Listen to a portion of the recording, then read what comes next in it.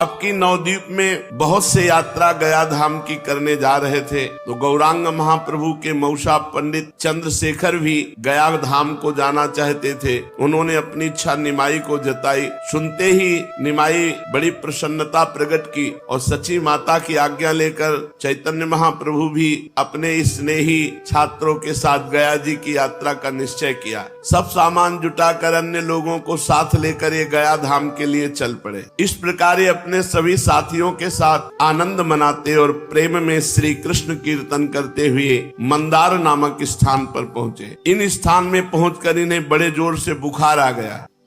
इनके साथी इनकी ऐसी दशा देखकर बहुत अधिक चिंतित हुए, भांति भांति के उपचार करने लगे, किंतु इन्हें किसी प्रकार भी लाभ नहीं हुआ। अंत में इन्होंने अपनी औषधि अपने आप ही बताई। इन्होंने कहा, मेरी व्याधि इन प्राकृतिक औषधियों से नहीं जाएगी, यह रोग तो असाध्य है। एकमात्र इसकी औषधि है भगवान की कृपा। भगवान की प्रसन्नता से ही ये रोग जाएगा। यदि भजन करने वाले वैष्णवों की पूजा की जाए तो भगवान की कृपा प्राप्त हो जाती है। जो ब्रह्म ऋषि जन है, जो वैष्णव जन है, यदि इनकी चरण सेवा हो तो भगवान प्रसन्न हो जाते हो। भगवान प्रसन्न हो जाए तो सब रोग दोष मिट जाते हैं। भगवान ने स्वयं कहा है कि अग्नि और ब्राह्मण ये मेरे दो मुख हैं। नाहम तथाग्नि यजमान वीर विताने अच्युतो घृतप लुत मदन द्रुत भुंक्त मुखेन। अग्नि में खूब आहुति देने से मैं उतना प्रसन्न नहीं होता जितना बढ़िया खीर और घी टपटपाता हुआ हलवा ब्रह्म ऋषि और वैष्णव जन को पवाया जाए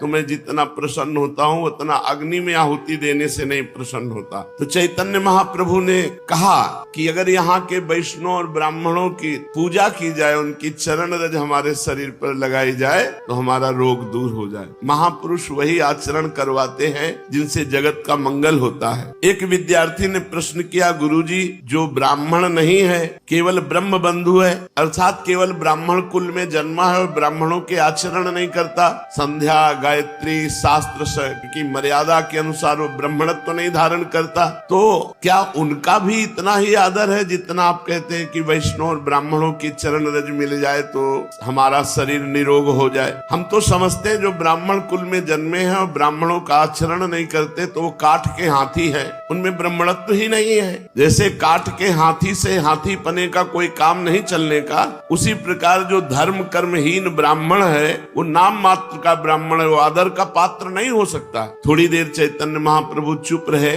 और कहा, एक प्रकार से तुम्हारा कथन ठीक है। जो अपने धर्म कर्म से रहित है वो तो दूध न देने वाली वंध्या गौ के समान है, उससे सांसारिक स्वार्थ कोई सद नहीं सकता। फिर भी जो काम हम भाव से करते हैं उसमें लाभ मिलता है। जैसे वो कर्म धर्म नहीं जानता, लेकिन हम भाव से पूज रहे कि ब्राह्मण ये वैष्णव है तो हमको हमारे पूजन का लाभ मिलेगा, क्योंकि हमने उस पर भाव किया। वो धर्म कर्महीन है तो वो भोगेगा, हमने भाव किया तो हमारा मंगल हो जाएगा। भगवान को प्रसन्न करना है तो वैष्णव जन के सामने झुक के रहो। वो गाली दे तो सुन लो, तुम्हारे पाप नष्ट हो जाएंगे, तुम्हारा मंगल हो जाएगा। ऐसा चैतन्य महाप्रभु कह रहे हैं, ऐसा शास्त्रों में भी लिखा है। तो इनकी आज्ञा पाकर 2-3 विद्यार्थी गए और शुद्ध वैष्णव जनों और ब्राह्मण जनों की चरण रज लाए, चरणोदक लाए। इन्होंने चरणोदक पिया और चरण रज लगाई, सोई बुखार खत्म। चरणोदक पीते ही अच्छे हो गए और सभी विद्यार्थी और सब लोगों से कहा, देखा ब्राह्मणों की चरण रज और चरणामृत में कितना प्रभाव है कि हमारा इतना पीड़ा देने वाला ज्वर बुखार एक बार चरणामृत पीने से चला गया। अब अपने साथियों के साथ चैतन्य महाप्रभु आगे बढ़ने लगे। पुनपुना तीर्थ ये गया धाम में है। वहां पहुंचकर सब लोगों ने पुनपुन नाम की नदी में स्नान किया और सभी ने अपने अपने पितरों का श्राद्धादि कार्य कराया।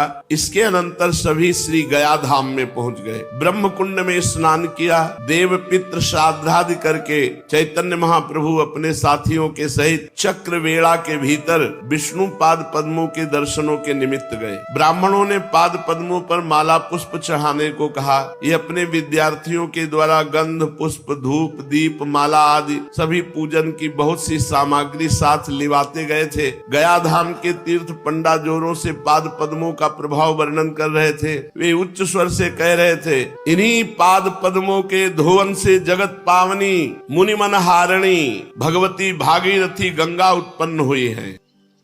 इन्हीं चरणों का लक्ष्मी जी बड़ी ही श्रद्धा के साथ निरंतर सेवन करती रहती है। इन्हीं चरणों का ध्यान योगी जो अपने हृदय काल में कमल में निरंतर करते रहते हैं। इन्हीं चरणों को प्रभु ने गयासुर के मस्तक पर रखकर उसे सद्गति प्रदान की थी। असंख्य लोगों की भीड़, हजारों आदमी पाद पद्मों के दर्शन कर रहे थे और बीच बीच में जय हो के घोष हो रहे थे। पंडा लोग उनसे भेंट चढ़ाने का आग्रह कर रहे थे। बार बार पाद पद्मों का पुण्य महात्म सुनाया जा रहा था। पाद पद्मों का महात्म सुनते ही चैतन्य महाप्रभु आत्म विस्मृत हो गए। उन्हें शरीर का होश नहीं रहा। महाप्रभु के भावावेश आ गया। शरीर थर थर कांपने लगा। अरुण ओष्ठ कोमल पल्लव की भांति हिलने लगे। आंखों से अश्रुधारा बहने लगी। उनके चेहरे से भारी तेज प्रकाशित हो रहा था। वे एकटक भगवान विष्णु के चरण कमल की ओर निहार रहे थे और वहाँ कौन है, क्या कर रहा है, ये सब कुछ नहीं, भूल गए।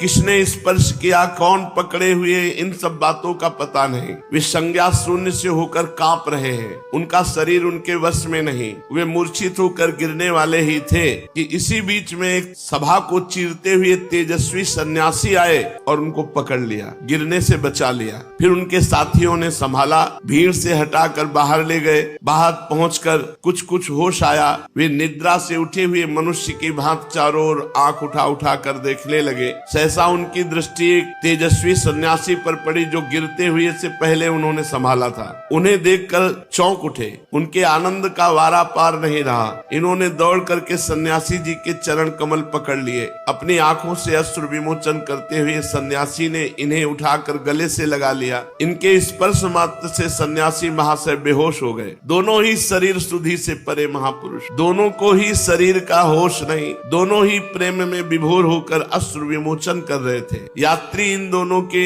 ऐसे अलौकिक प्रेम को देखकर आनंद सागर में गोते खाने लगे। बहुत से लोग एकत्रित हो गए। चारों ओर से लोगों की भीड़ लग गई। कुछ काल में सन्यासी जी को कुछ चेतना हुई। उन्होंने बड़े ही प्रेम से इनका हाथ पकड़कर एक ओर बिठाया और अत्यंत प्रेम पूर्ण वाणी से कहने लगे, निमाई पंडित, आज मेरा भाग्योदय हुआ जो सहसा तुम्हारा दर्शन हो गया। नवद्वीप में ही मेरा हृदय तुम्हारी ओर स्वाभाविक ही खिंचा सा जाता था। मुझसे लोग कहते निमाई पंडित कोरे पोथी के ही पंडित हैं, बड़े चंचल हैं, देवता तथा वैष्णवों की खिल्लियां उड़ाते हैं। आप उन्हें अपना श्री कृष्ण लीलामृत सुनाकर क्या लाभ उठावेंगे? कोई तो यहाँ तक कहता, अजी ये पूरे नास्तिक हैं, वैष्णवों को छेड़ने में इन्हें मजा आता है। मैं उन सबकी बातें सुनता और चुप हो जाता। मेरा अंतःकरण इन बातों को कभी स्वीकार ही नहीं करता था। ये ईश्वरपुरी जी महाराज, मैं बार बार यही सोचता था, निमाई पंडित जैसे सरस सरल सहृदय और भावुक पुरुष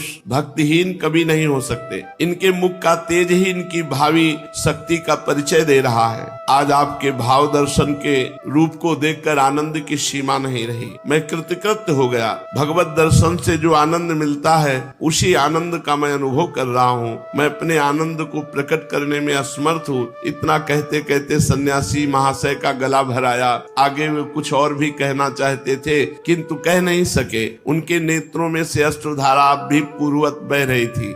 सन्यासी महाराज की बातें सुनते सुनते इन्हें कुछ चेतना हो गई थी, इसलिए रुधे हुए कंठ से कुछ अस्पष्ट स्वर में इन्होंने कहा, प्रभु आज मैं कृतार्थ हुआ, मेरी गया यात्रा सफल हुई, मेरी असंख्यों पीढ़ियों का उद्धार हो गया। जो यहाँ आने पर आपके दर्शन का सौभाग्य प्राप्त हुआ। तीर्थ में श्राद्ध करने पर तो पितरों की मुक्ति होती है, जिनके निमित्त श्राद्ध तर्पण आदि कर्म किए जाते हैं, किंतु आप जैसे परम भागवत संत के दर्शन से करोड़ों पीढ़ियों का स्वतः उद्धार हो जाता है।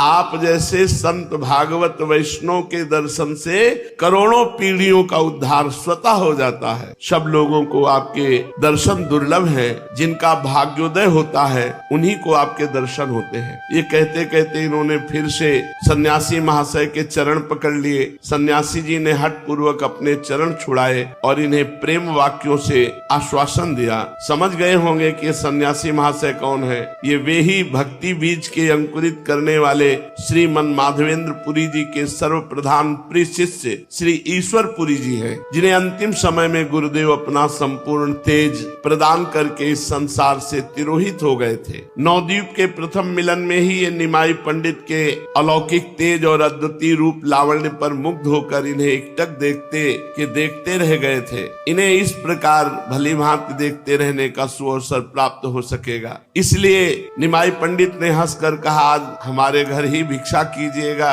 और दिन भर देखते रहिएगा। उनकी प्रार्थना पर ये सन्यासी जी उनके घर भिक्षा करने गए थे और कुछ काल तक अपने स्वसंपादित ग्रंथ श्री कृष्ण लीलामृत को भी उन्हें सुनाते रहे। तभी से पूरी महाशय के हृदय पटल पर इनकी प्रेममयी मनोहर मूर्ति खिंच गई थी। आज सहसा भेंट हो जाने पर दोनों ही आनंद में डूब गए और आनंद के उद्योग में उपर्युक्त बातें हुई। पूरी महाशय की आज्ञा लेकर निमाई पंडित अपने स्थान के लिए विदा हुए। जहाँ रुके हुए थे वहाँ पहुंचकर इन्होंने साथियों को संग लेकर गया के सभी मुख्य तीर्थों के दर्शन किए और वहाँ जाकर यथाविधि शास्त्रीय रीति के अनुसार श्राद्ध और पिंडदान आदि करके पितृ कर्म किए। अंत में भगवती फल्गु नदी में जाकर इन्होंने पितरों के लिए बालुका के पिंड दिए। फल्गु का प्रवाह गुप्त है, उसका जल नीचे ही नीचे बहता है, ऊपर से बालू ढकी रहती है। बालू को हटाकर जल निकाला जाता है और यात्री उससे स्नान संध्यादि कृत्य करते हैं। प्रेत गया, राम गया, युधिष्ठिर गया, भीम गया, शिव गया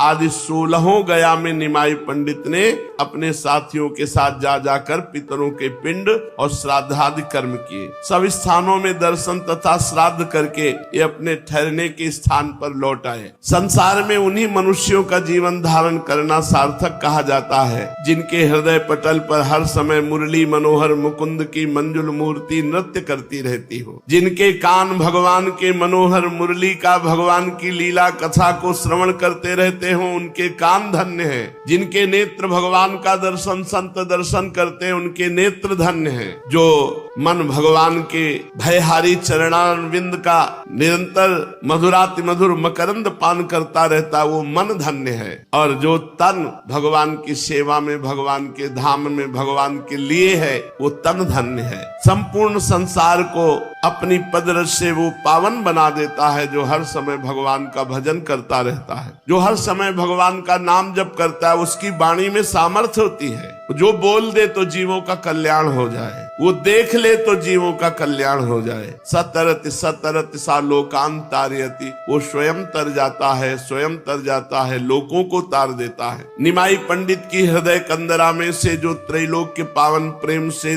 स्रोत उमड़ने वाला था, जिसका सूत्रपात चिरकाल से हो रहा था, अद्वैताचार्य आदि भक्तगण जिसकी लालसा लगाए वर्षों से प्रतीक्षा कर रहे थे, उस स्रोत का पृथ्वी पर परिस्फुट होने का सुहावना समय अब सन्निकट आ पहुंचा। जगत विख्यात गया धाम को ही उसके प्रकट करने का अखंड यश प्राप्त हो सका। यही पावन पृथ्वी इसका कारण बन सकी। आहा वसुंधरा पुण्यवती च तेनो, सचमुच वो वसुंधरा बड़ी भागनी है जिसके संसर्ग में किसी महापुरुष की लोक विख्यात घटना के साथ हो सके। वही संसार में पावन तीर्थ के नाम से विख्यात हो जाता है। निमाई पंडित अपने निवास स्थान पर अन्य साथियों के साथ भोजन बना रहे थे। दाल साग बनाकर तैयार हो चुका था। चूल्हे में थोड़ी अग्नि निकाल कर दाल को उसके ऊपर रख दिया, साग दूसरी ओर चौके में रखा। चूल्हे पर भात बन रहा था। निमाई उसे बार बार देखते। चावल तैयार तो हो चुके थे, किंतु उनमें थोड़ा सा जल और शेष था। उसे जलाने के लिए, उस भात को शुष्क बनाने के लिए चैतन्य महाप्रभु उसे ढक दिए।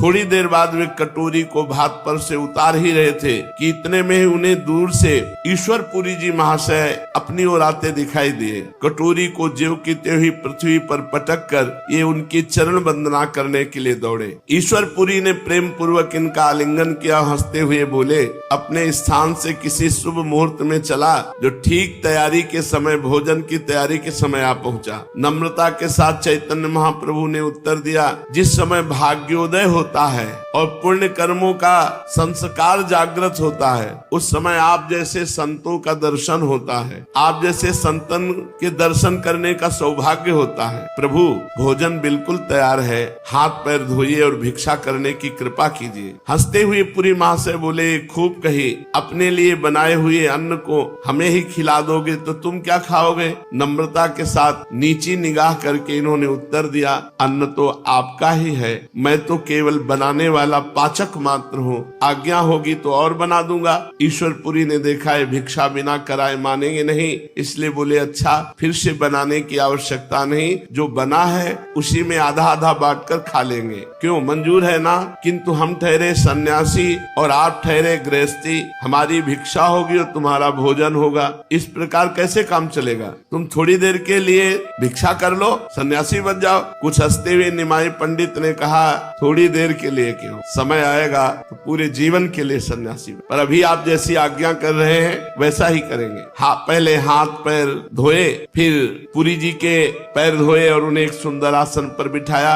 ईश्वरपुरी महाशय बैठकर भोजन करने लगे। जब चैतन्य महाप्रभु जैसे परोसने वाले हों तब भला फिर किसकी तृप्ति हो सकती है। धीरे धीरे इन्होंने आग्रह कर करके सभी सामान पुरी महाशय को परोस दिया और वे भी प्रेम के वशीभूत होकर के सब पा गए। अग्नि तो जल ही रही थी, क्षण भर में ही दूसरी बार भी भोजन तैयार हो गया, मानो अन्नपूर्णा ने स्वयं भोजन तैयार कर दिया हो। भोजन तैयार होने पर इन्होंने भी भोजन किया और फिर परस्पर बातें होने लगी। हाथ जोड़े हुए चैतन्य महाप्रभु ने कहा, भगवान अब तो हमें बहुत दिन इस वाह्य वृत्ति के जीवन को बिताते हुए हो गए, अब हमें अपने चरणों की शरण प्रदान कीजिए, कृपा करके थोड़ी बहुत श्री कृष्ण भक्ति हमें भी दीजिए। इनकी बात का उत्तर देते हुए ईश्वरपुरी महाशय ने कहा, सही बतावें, आप तो स्वयं ही श्री कृष्ण स्वरूप हैं, आपको भला भक्ति कौन प्रदान कर सकता है? आप स्वयं ही संपूर्ण संसार को प्रेम प्रदान कर सकते हैं। दीनता के साथ इन्होंने कहा, प्रभु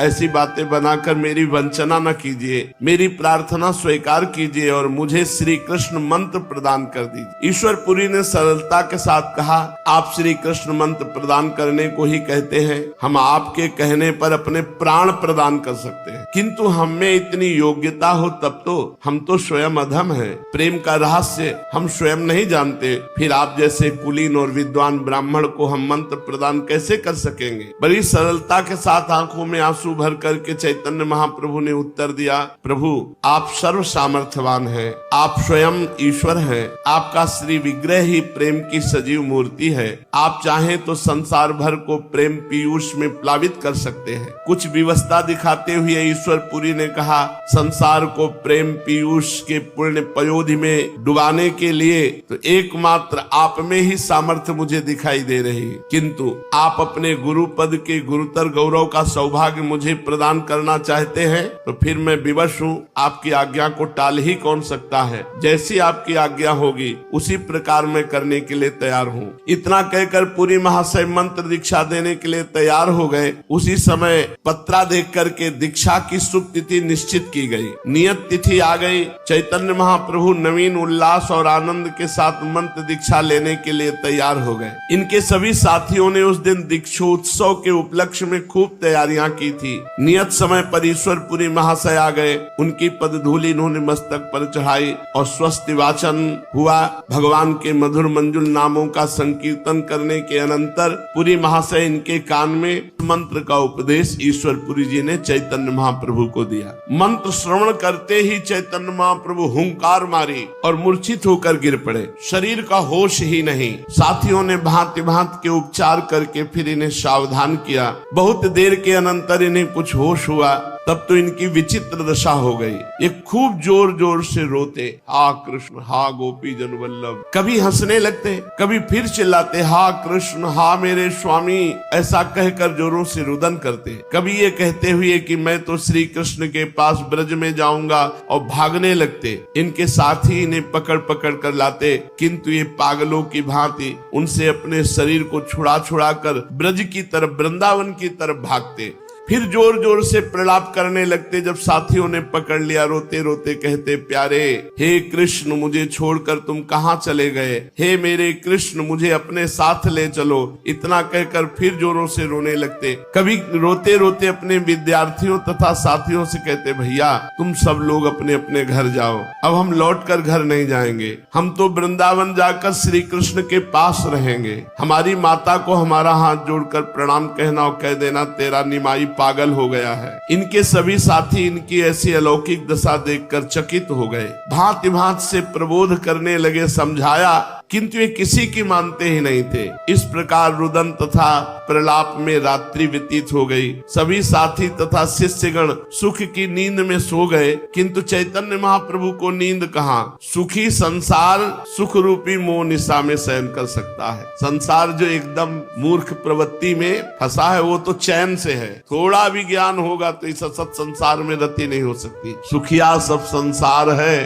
खावे और सोए, दुखिया दास कबीरा जागे और रोवे। जो प्रेमी जन है वो रात्रि में उनको चैन कहाँ है कि वो टांग पसार के सोवे। वो तो हा कृष्ण हा राधा पूरी रात भजन करते हुए व्यतीत होता है। सुखिया सब संसार है, खावे और सोए, दुखिया दास कबीरा जागे और रोए। अपने प्रभु को एकांत में प्रेमी जन पुकार पुकार कर समय व्यतीत करते हैं। जिनके हृदय में विरह की वेदना की तीव्र ज्वाला उठ रही है, उनके नयनों में नींद कहाँ? सबके सो जाने पर ये जल्दी से उठ खड़े हुए और रात्रि में ही रुदन करते हुए ब्रज की ओर दौड़ने लगे। इनके प्राण श्री कृष्ण से मिलने के लिए छटपटा रहे थे। इन्होंने साथी तथा शिष्यों की कुछ भी परवाह न की, घोर अंधकार में अकेले ही भागने लगे। थोड़ी दूर ही चले होंगे कि इनको एक वाणी सुनाई दी, अंतरवाणी। मानो भगवान ने कहा, तुम्हारा ब्रज जाने का भी समय नहीं है, अभी तुम कुछ काल धैर्य धारण करो। अभी अपने सत्संग से नवद्वीप के भक्तों को आनंदित करके प्रेम दान करो। योग्य समय आने पर तुम ब्रज में जाना।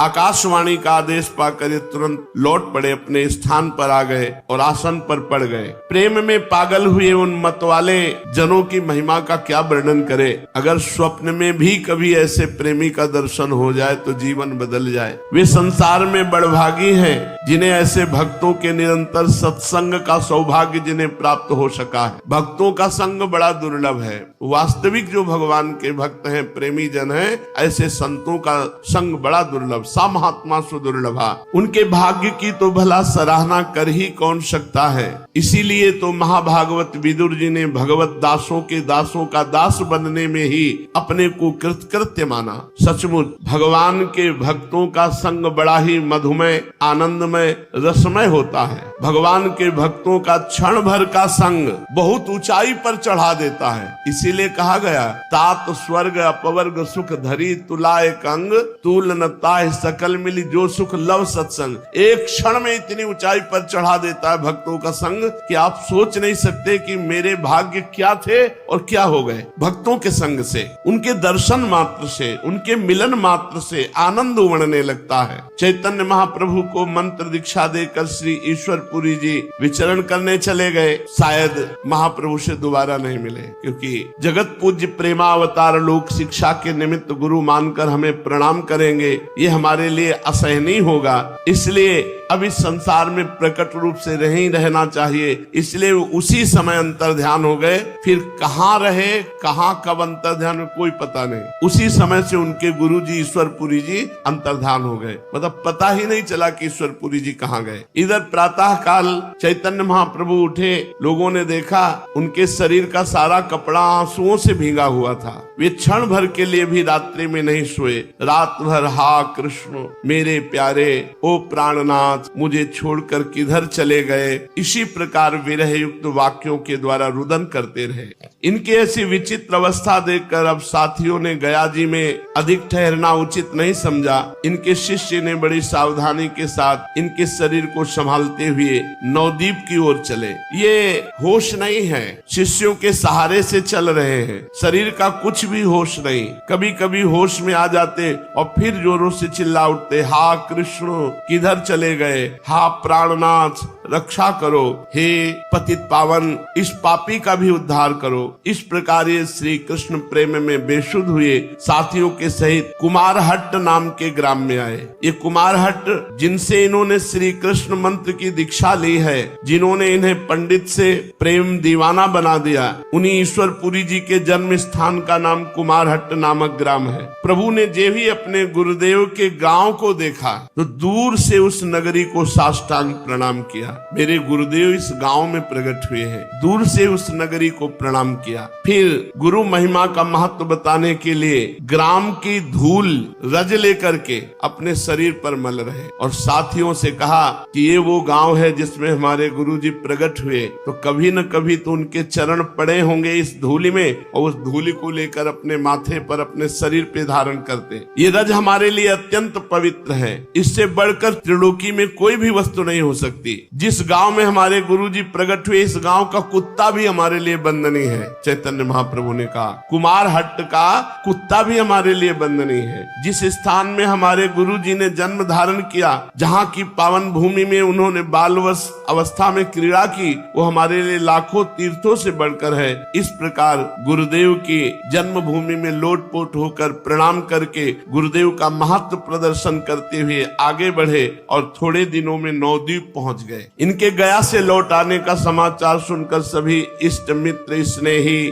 तथा छात्र इनके दर्शनों के लिए आने लगे। कोई आकर इन्हें प्रणाम करता, कोई चरण स्पर्श करता, कोई गले लगकर मिलता। ये सबका यथोचित आदर करते, किसी को पुचकारते, किसी को आशीर्वाद देते, किसी के सिर पर हाथ रख देते, और जो अवस्था में बड़े थे और इनके माननीय थे उन्हें ये स्वयं प्रणाम करते। वे इन्हें भांति भांति के आशीर्वाद देते। सची माता तथा विष्णु प्रिया के आनंद का तो कुछ ठिकाना ही नहीं था। वे मन ही मन बहुत प्रसन्न हो रही थी। उस भारी भीड़ में वे दोनों एक और चुपचाप बैठी थी। सबसे मिल लेने पर इन्होंने प्रेम पूर्वक सभी को विदा किया और स्वयं स्नान आदि में लग गए। इनका भाव विचित्र था। शरीर की दशा एकदम परिवर्तित हो गई थी। माता को इनकी ऐसी दशा देखकर बड़ा आश्चर्य हुआ, किंतु वे कुछ पूछ न सकी। तीसरे पहर जब ये स्वस्थ होकर बैठ गए तब श्रीमान पंडित सदाशिव कविराज मुरारी गुप्ता आदि इनके अंतरंग स्नेही इनके समीप आकर गया यात्रा का वृत्तांत पूछने लगे। सबकी जिज्ञासा देखकर इन्होंने कहना प्रारंभ किया, पुरी की यात्रा का क्या वर्णन करूं, मैं तो पागल हो गया। जिस समय पाद पद्मों का महात्म्य मेरे कानों में पड़ा, जब मैंने सुना कि प्रभु के पाद पद्म सभी प्रकार के प्राणियों को पावन और प्रेममय बनाने वाले हैं, पापी से पापी मनुष्य भी भगवान के चरणों का सहारा पाकर अपार संसार सागर से सहज में ही तर जाता है। जिन पाद पद्मों के धोवन से त्रिलोक पावनी गंगा जी प्रकट हुई, उन्हीं चरणों का दर्शन करने से किसे परम शांति न मिल सकेगी। इतना सुनते ही मैं बेहोश हो गया। प्रभु अंतिम शब्दों को ठीक ठीक कह भी नहीं पाए थे कि बीच में ही बेहोश होकर गिर पड़े। लोगों को इनकी ऐसी दशा देखकर महान आश्चर्य हुआ। सभी भौचक्के से एक दूसरे की ओर देखने लगे। 3 महीने पहले उन्होंने जिस चैतन्य महाप्रभु को देखा था, आज उन्हें इस प्रकार प्रेम में विह्वल देखकर उनके आश्चर्य का ठिकाना नहीं रहा। चैतन्य महाप्रभु लंबी लंबी सांस ले रहे थे। उनकी आंखों में से निरंतर अश्रु निकल रहे थे। शरीर पसीने से लथपथ हो रहा था। थोड़ी थोड़ी देर में हा कृष्ण, हा कृष्ण, हा प्राणनाथ, ओ प्यारे, ओ मेरे जीवन धन, मुझे छोड़कर कहाँ चले गए, ये कहते कहते बहुत जोरों के साथ रुदन करने लगे। सभी लोग शांत करने की चेष्टा की, किंतु परिणाम कुछ भी नहीं हुआ। इन्होंने रुंधे हुए कंठ से कहा, भाई आज हमारा स्वास्थ्य ठीक नहीं है। कल हम स्वयं शुक्लांबर ब्रह्मचारी के निवास स्थान पर आकर अपनी यात्रा का समाचार सुनाएंगे। इतना सुनकर इनके सभी साथी अपने अपने स्थानों के लिए चले गए। अब तो इनके इस अद्भुत नूतन भाव की नवद्वीप में स्थान स्थान पर चर्चा होने लगी। हंसते हंसते श्रीमात पंडित श्रीवास आदि भक्तों ने कहा, आज हम आप लोगों को बड़ी ही प्रसन्नता की बात सुनाना चाहते हैं। आप लोग सभी सुनकर परम आश्चर्य करेंगे। गया में जाकर निमाई पंडित की तो काया पलट हो गई। वे श्री कृष्ण प्रेम में विह्वल होकर कभी रोते हैं, कभी गाते हैं, कभी हंसते हैं और कभी जोरों से नृत्य करने लगते हैं। उनके जीवन में महान परिवर्तन हो गया है।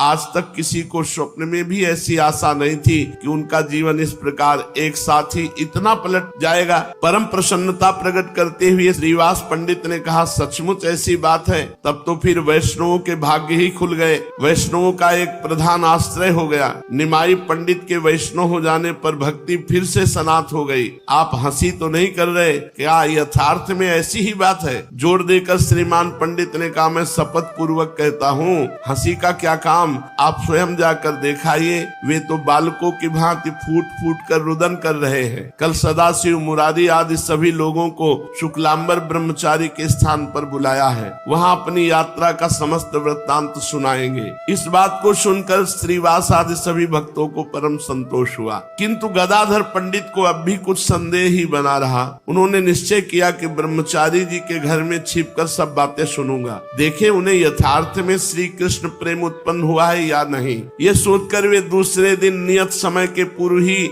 शुक्लांबर ब्रह्मचारी जी के घर में जा छिपे। नियत समय पर सदाशिव पंडित, मुरारी गुप्त, नीलांबर चक्रवर्ती तथा श्रीमाल पंडित आदि सभी मुख्य मुख्य गणमान्य भद्र पुरुष चैतन्य महाप्रभु की यात्रा का समाचार सुनने शुक्लांबर ब्रह्मचारी के स्थान पर गंगा तीर आ पहुंचे। थोड़ी देर में चैतन्य महाप्रभु भी आ गए। आते ही इन्होंने वही राग आलापना शुरू कर दिया, भैया मुझे श्री कृष्ण से मिला दो, मेरा प्यारा कृष्ण कहाँ चला गया, हाय रे मेरा दुर्भाग्य, मेरा श्री कृष्ण मुझसे बिछुड़ गया, मुझे बिलखता ही छोड़ गया।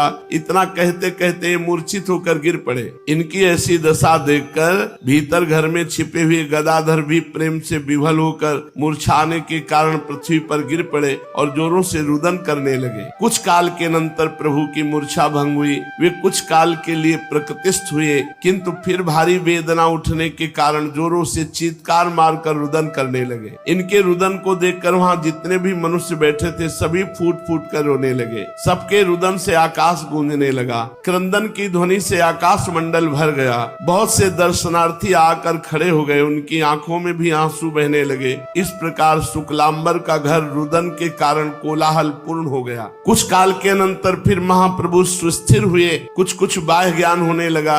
स्थिर होने पर प्रभु ने शुक्लांबर जी से पूछा, ब्रह्मचारी जी घर के भीतर कौन है? प्रेम के साथ ब्रह्मचारी जी ने कहा, आपका गदाधर है। गदाधर इतना सुनते ही फिर फूट फूट कर रोने लगे। रोते रोते कहने लगे, गदाधर भैया तुम ही धन्य हो, मनुष्य जन्म का यथार्थ फल तो तुमने ही प्राप्त किया, हम तो वैसे ही रह गए, हमारी तो आयु वैसे ही बर्बाद हुई। इतना कहकर फिर वही हा कृष्ण, हा असरण शरण, हा पतित पावन, कहाँ चले गए? फिर अधीर होकर लोगों के पैरों पर अपना सिर रखकर कहने लगे, भैया मुझ दुखिया के ऊपर दया करो, मेरे दुख को दूर करो, मुझे श्री कृष्ण से मिला दो। मेरे प्राणनाथ उन्हीं से मिलने के लिए प्राण तड़प रहे हैं। प्रभु के इन दीनता भरे वाक्यों को सुनकर सभी का हृदय फटने लगा। सभी प्रेमावेश में आकर रुदन करने लगे। सभी अपने आप को भूल गए। इस प्रकार रुदन और विलाप करते हुए शाम हो गई और सभी अपने अपने घर लौट आए। दूसरे दिन स्वस्थ होकर महाप्रभु अपने विद्या गुरु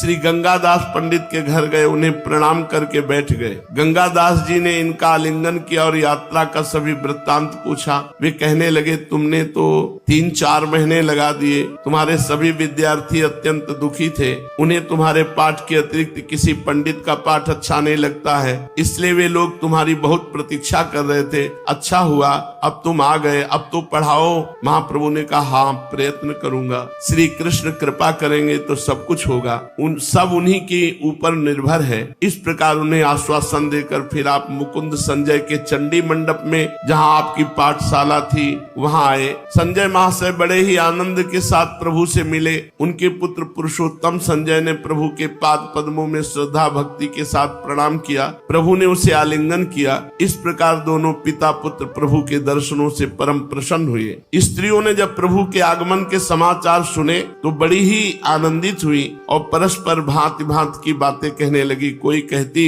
अब तो निमाई पंडित एकदम बदल गए। कोई कहती, बड़े भाग्य से भगवान की भक्ति प्राप्त होती है। ये सौभाग्य की बात है कि निमाई जैसा विद्वान भगवान का भक्त बन गया। इस प्रकार सभी अपनी बुद्धि के अनुरूप भांति भांति की बातें कहने लगी और सबसे मिलजुल कर निमाई घर लौट आए। आगे फिर महाप्रभु को प्रेमोन्माद होता है, सो उसकी चर्चा से आगे। श्री राधा वल्लभ लाल की।